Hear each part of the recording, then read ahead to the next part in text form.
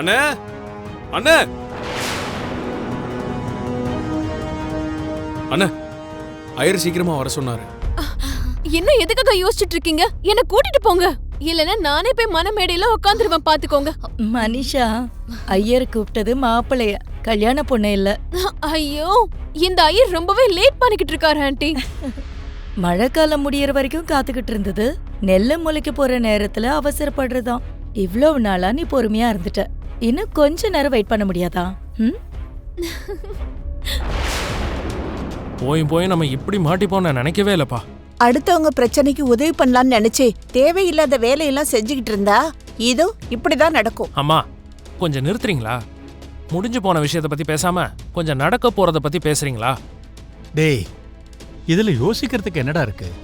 அந்த தேவயானி சொன்ன மாதிரி லக்ஷ்மியோட கழுத்துல 3 முடிச்ச போட்டு யார் கண்ணையும் படாம இந்த இடத்த விட்டு போறதை தவிர நமக்கு வேற வழியே இல்லடா.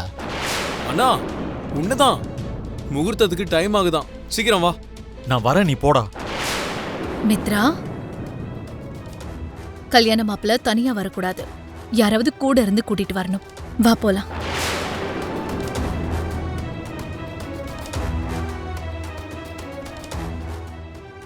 மித்ரா, நீ ஆசைப்பட்ட வாழ்க்கை உனக்கு கிடைக்க போகுது. உனக்கு பிடிச்ச பொண்ணு உன்னோட வாழ்க்கைக்குள்ள வரப்போறா மித்ரா. எந்த நொடிக்காக தானே நீ இவ்ளோ நாளா காத்துட்டு இருந்த? இப்ப அது நடக்கிற நேரத்துல நீ எதுக்கு இதுவே பறி கொடுத்த மாதிரி இருக்கிற? வா போலாம்.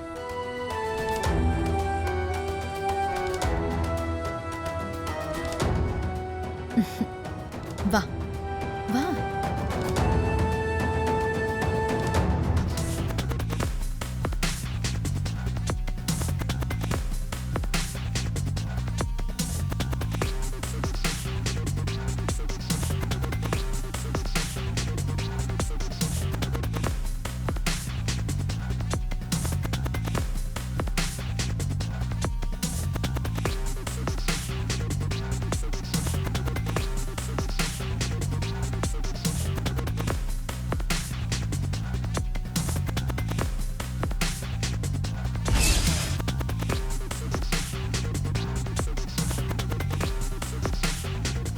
மித்ரா, உட்காரு.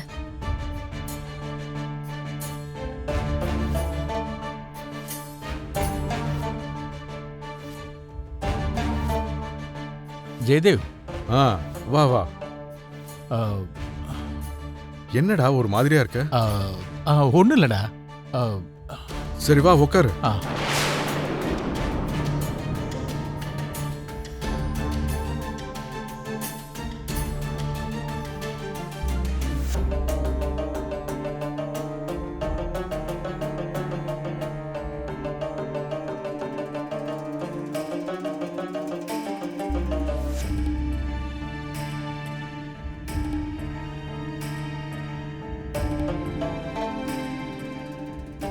இப்ப அநியாயமா ஒரு பொண்ணோட வாழ்க்கையை அழிக்க போறனே. உனக்கு நல்லது செய்யணும்னு தான் நினைச்சேன், இப்ப அதுவே கெடுதலா போய் முடிய போகுது. என்னை மன்னிச்சிரு லக்ஷ்மி.